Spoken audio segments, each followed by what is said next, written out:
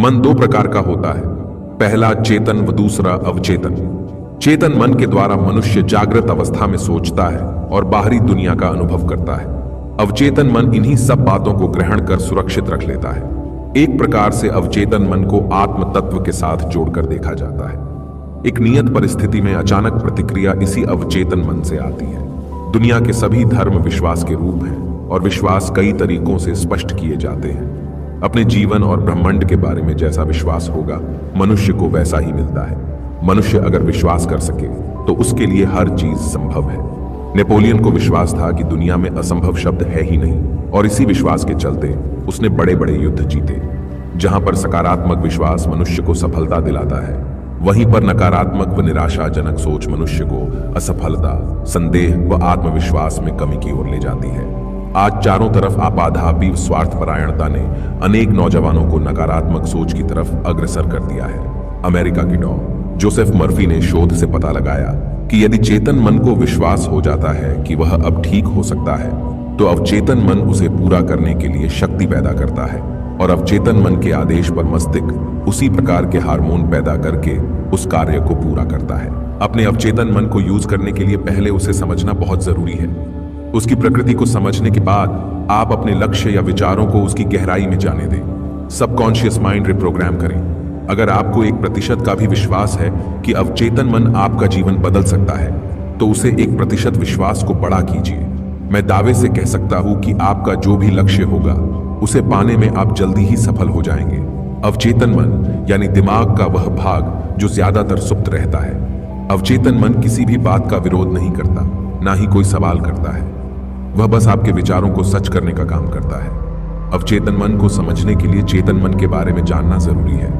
Simple language में कहूं तो मन के दो हिस्से होते हैं। एक मन है चेतन मन अर्थात लॉजिकल मन। आप जो सोच रहे हैं, चीजों का आकलन कर रहे हैं, ये सारे क्रियाकलाप चेतन मन द्वारा कर रहे हैं।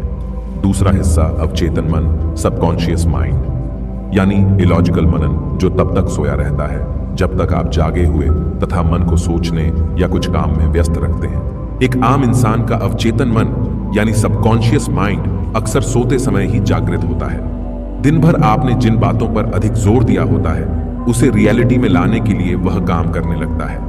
अब चेतन मन सोचने का काम नहीं करता, वह तो बस आपकी भावनाओं से भरे विचारों को सच करने का काम करता है। इसीलिए तो कहते हैं, जैसा सोचोगे वैसे ही बन जाओगे। अवचेतन मन को दूसरे शब्दों में सोल, स्पिरिट या आत्मा भी कहते हैं। अब यदि मैं अपने आध्यात्मिक भाषा में समझाऊं तो यह समझना बहुत आसान हो जाएगा। हम जिस ईश्वर के संतान हैं, उसकी सारी शक्तियां हमारे अंदर हैं। बस हम सुप्तावस्था में हैं या फिर अपनी शक्तियों से अनजान हैं। कुछ उदाहरण देना चाहूंगा। हेलेन केलर, जो कि अपंग होने के बावजूद भी एवरेस्ट पर चढ़ गई। कैसे? उत्तर है अवचेतन मन को अपने बस में करके। एक बच्चा जो ना जाने कैसे एक स्थान पर खड़ी ट्रक के पहिए के नीचे आ गया। उसकी मां ने मदद के लिए बहुत आवाज दी, किंतु आसपास कोई नहीं था। उस मामूली सी महिला ने अकेले ट्रक को उठा लिया तथा अपने बच्चे को बाहर निकाल लिया। कैसे? उसे बस इतना पता था कि उसका बच्चा उसे जीवित चाहिए। मां की ममता जो अपने बच्चे के लिए अवचेतन मन में दबी रहती है, उस वक्त जाग गई। आपके शरीर तथा शरीर के सिस्टम चलाने वाला आपका सबकॉन्शियस माइंड ही है। किसी बीमारी को ठीक करने से लेकर आपके असंभव से लगने वाले सपनों को पूरा करने की पावर आपके सबकॉन्शियस माइंड में है। अपने सबकॉन्शियस माइंड को रिप्रोग्राम करने या अपने हिसाब से प्रयोग करने के लिए सबसे पहले उसे गहराई में समझना होगा। आजकल बहुत सारे लोग इसे प्रयोग करने की कोशिश करते हैं, लेकिन असफल हो जाते हैं। कारण यही है कि उन्होंने गहराई से इसे समझा ही नहीं है। ज्यादातर लोग अपने नेगेटिव विचारों से मुक्ति पाना चाहते हैं। आप यदि अपने जीवन में पीछे जाकर देखेंगे तो आपको जिस काम के लिए मना किया जाता है, वही करने की उत्सुकता होती है। ऐसा इसलिए होता है क्योंकि मन का स्वभाव उत्सुकता है, वह चंचल है।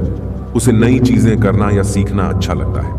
तो अपने सबकॉन्शियस माइंड को जागने के लिए सबसे पहले अपने सारे विचारों को स्वीकार करना होगा। मन को इस बात का विश्वास दिलाना होगा कि आप विचारों को दबा नहीं रहे, बल्कि स्वीकार कर रहे हैं। फिर उसे यह भी समझाना होगा कि क्यों आप इस विचार को बदलना चाहते हैं। स्वयं के साथ तर्क करके आपको अपने चेतन मन को शांत करना होगा। जब चेतन मन शांत होता है, तभी अवचेतन मन जागता है। यही समय है जब आप अवचेतन मन में नए विचारों के बीज डाल दीजिए। अवचेतन मन को सक्रिय करने के लिए चेतन मन का शांत होना अत्यंत जरूरी है। अब अवचेतन मन को संदेश कैसे भेजें? अब आप विचार करके देखिए, आपका मन कब शांत होता है? जब भी आपको सही समय लगे, उस वक्त आप अपने नए विचारों पर सोचना शुरू करें। चलिए, मैं आपको 2 सही समय का सुझाव देता हूं। अगर आपने कुछ दिन तक इस समय का सही प्रयोग किया तो सफलता जल्दी ही मिलेगी। सोते समय अपने उन विचारों के बारे में सोचना शुरू करें जिसे आप सच करना चाहते हैं। मान लीजिए कि आपको नौकरी में प्रमोशन चाहिए, तो जैसा मैंने अपना अनुभव सुनाया उसके बारे में सोचिए। मन में देखिए कि लोग आपको मुबारकबाद दे रहे हैं और आप उस क्षण को कैसे महसूस कर रहे हैं। इसी विचार के साथ सोने की कोशिश कीजिए। यही वह समय है जब चेतन मन शांत तथा अवचेतन मन जागृत हो रहा होता है। यदि आप अपने विचारों को नींद के साथ मिलने देते हैं तो सबकॉन्शियस माइंड यानी अवचेतन मन को एक विचार मिलता है, वह उसी विचार को सच करने में जुट जाता है। दूसरा समय है सुबह सोकर उठने से लेकर 20 मिनट तक का समय। इस समय भी अवचेतन मन काफी शांत रहता है। आप अपने उन्हीं विचारों को जो रात को सोचा था सोचना शुरू करें। आप पाएंगे कि दिन में जब भी आपको समय मिलेगा, आपका चेतन मन स्वयं उसके बारे में सोचने लगता है। ऐसा इसलिए होता है क्योंकि आपका विचार अब चेतन मन की गहराइयों में डाल चुके हैं। 21 दिन में वह विचार आपका वर्तमान बन जाता है। इस संसार में जिन भी चीजों का आविर्भाव हुआ है, सबसे पहले किसी की कल्पना में हुआ है। बस किसी को बताने के बजाय उसे सच करने में जुट जाइए। अब चेतन मन में कैसे प्रवेश करें? कल्पना में वह शक्ति है जिस पर मनुष्य जल्दी से विश्वास नहीं कर पाता। जब राइट ब्रदर्स ने सबसे पहले इंसान को आसमान में उड़ने की बात कही तो लोगों ने उन्हें पागल समझा, लेकिन आज हम हवाई यात्रा करते हैं। 100 साल पहले तक किसी को नहीं पता था कि दूर बैठे हम किसी की आवाज सुन सकते हैं, लेकिन आज हम सिर्फ आवाज ही नहीं बल्कि उसे देख भी सकते हैं। तो बस कल्पना का सही प्रयोग कीजिए। इधर उधर की बेकार की बातों की कल्पना में समय और एनर्जी का प्रयोग ना करें। यह वह अद्भुत शक्ति है जिससे आप अपने जीवन की रूपरेखा बदल सकते हैं। जितनी बारीकी से अपने सपनों की तस्वीर बना सकते हैं, बनाइए।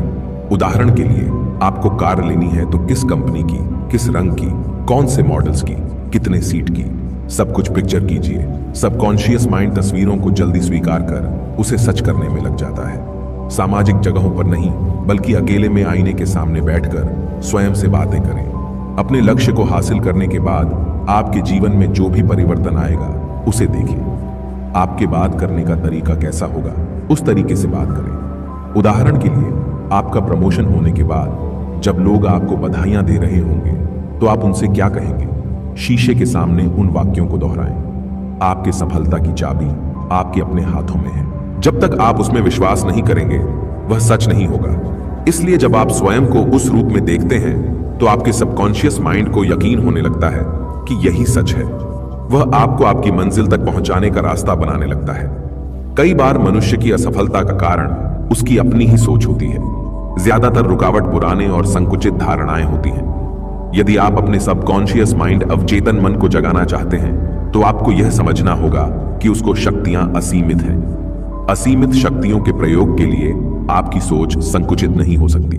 ये विरोधाभास अनजाने में इंसान की सफलता के आड़े आता है। यदि आप अमीर लोगों के विचारों को ध्यान से देखेंगे तो पाएंगे कि किसी भी तरह के बदलाव को वे लोग आसानी से स्वीकार कर लेते हैं। गीता में भी तो कहा गया है कि परिवर्तन संसार का नियम है। अवचेतन मन को जागने का सबसे आसान तरीका है ध्यान योग का अभ्यास। मुझे पता है कि आम इंसान के लिए मुश्किल काम लगता है, लेकिन मेरा एक सवाल है। यदि आपको पता चल जाए कि आपका अवचेतन मन ही अलादीन के चिराग से निकला हुआ जिन्न है जो आपकी हर इच्छा को आज्ञा कहकर पूरा करेगा, तो आप क्या करेंगे? क्या आप इतने बड़े तोहफे के लिए स्वयं के साथ 30 मिनट नहीं बिता सकते? सफल लोगों की कैटेगरी में आना है तो उनकी दिनचर्या गौर से देखें। दौलतमंद लोगों के दिन की शुरुआत ध्यान से ही होती है। क्या आपने गौर किया है कि अक्सर इंसान पास्ट की यादों या फ्यूचर की इमेजिनेशन में जीता है? पास्ट से सीख लेकर आगे बढ़ना ही समझदारी है, क्योंकि सीख के अलावा सब कुछ कचरा होता है। अब अवचेतन मन को जागने का एक तरीका यह है कि अपने लक्ष्य की पूर्ति के बाद आपके जीवन में जो भी परिवर्तन आएगा उसे आज से ही जीना शुरू करें। उदाहरण के लिए, आप कैसे कपड़े पहनेंगे, किस तरह से चलेंगे या बात करेंगे, अपनी जो भी नई पहचान बनाना चाहते हैं उसे आज से ही करना शुरू कर दें। अब अवचेतन मन सिर्फ एक सिद्धांत पर काम करता है, वह यह कि आप जो करना चाह रहे हैं उसके बारे में आप क्या सोचते हैं। क्या आपको शक है कि यह होगा या नहीं होगा? तो यकीन मानिए, नहीं होगा। अपने अवचेतन मन को यूज करने के लिए पहले उसे समझना बहुत जरूरी है। शुरू में हो सकता है कि आपका चेतन मन लॉजिक ढूंढेगा और आपको कई बहाने भी दिखाएगा। परिस्थितियों का बहाना, लोगों का बहाना, समाज का बहाना। किंतु यदि आपकी इच्छा शक्ति इन बहानों से अधिक शक्तिशाली होगी तो आप इन पर ध्यान नहीं देंगे। अवचेतन मन एक बहुत शक्तिशाली उपकरण है जो हमारे आसपास और हम पर होने वाली हर चीज को अवशोषित कर लेता है। नेगेटिव कथन को अचानक रोकना आसान नहीं हो सकता है। धैर्य रखें, अपने आप पर सख्त ना हो और विश्वास करें। आपके अवचेतन मन की शक्ति आप ही के हाथों में है। आपकी कहानी अभी बस शुरू ही हुई है।